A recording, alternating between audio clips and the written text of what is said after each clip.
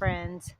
I'm at the lake again. I was walking with Boogly and I realized with the crunching leaves and the wind blowing, it was really hard to hear what I was saying. So I'm letting him walk himself.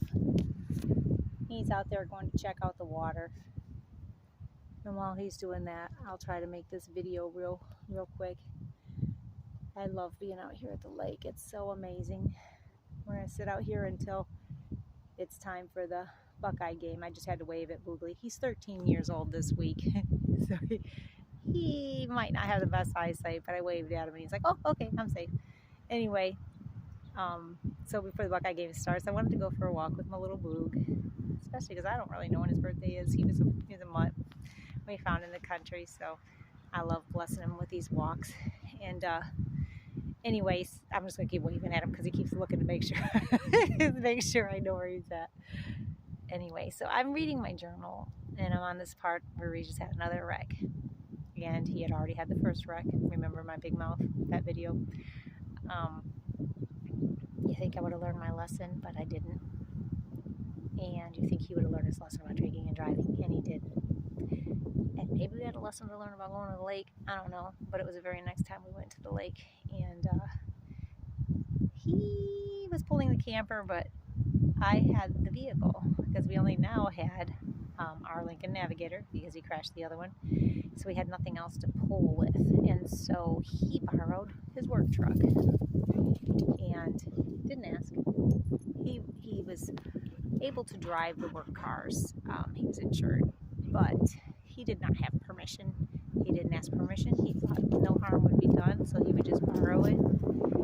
And well, it was at a time when he wasn't supposed to be drinking, so it seemed like it was okay. It wasn't, but you rationalize, and you're always going to be found out when you're doing something you shouldn't be doing.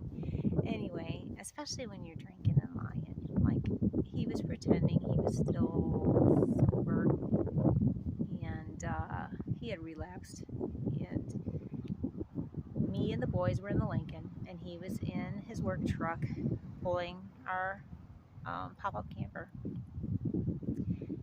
and I knew he was drinking, and I just started fighting with him, and I pulled up next to him, and I made him tell me if he was drinking. I wanted him to tell me, and he wouldn't tell me, but he was already to the point of slurred speech, and I knew he was, and I was livid. And so guess what? My mouth got the best of me, as it always does, and I said some mean things, and I said I was going to the campsite, and I would see him when he gets there. I think he had to go back home for something, if I'm thinking right. Anyway, so we went to the new campsite that we had. It was the first time we were staying at this one, and we were setting up camp. The boys were all playing in the water. Regis and I had been texting back and forth, and I was like, just fighting, just being mean. And then I let the boys go out and play in the water, and then I kind of went out with them, and I realized, I haven't heard from Regis in a while. And so I looked at my phone, and he hadn't texted, so I texted him. He didn't text back. I called him. He didn't answer. And I just thought, okay, he's mad at me. And so I just went back, and then all of a sudden, just like the last time, like, Holy Spirit is real. He lives in us, and he gives us a warning. He will speak to us, and he let me know something was up. I just remember this alarm inside of me went off, like I needed to go check on him. And so I told the boys, I said, I don't know where Dad is, but we're going to go look for him.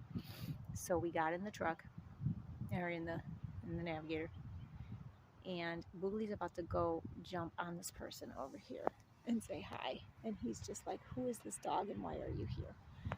Anyway, such a friendly little guy. Anyway, so we got in the truck, and I just used Holy Spirit's guidance because I had no idea where he was. We were in the lake, and I went back to where our old campsite was and started driving there because I knew there was a way to go the back roads, and when he was drinking, he usually took the back roads. And all of a sudden, I pulled up on him, and the truck was laying on its side, and the camper was just busted. All the bits, every one of our tubs and totes containing everything was just everywhere. But the scary part of it is, out there by the lake, you think Kansas is flat. At the lake, there are cliffs, and there's big wall embankments. So there was this embankment on the one side where the truck was rolled over and the camper was in the ditch. And on the other side, there was like 100-foot drop off where if he had wrecked on that side, he probably would be dead.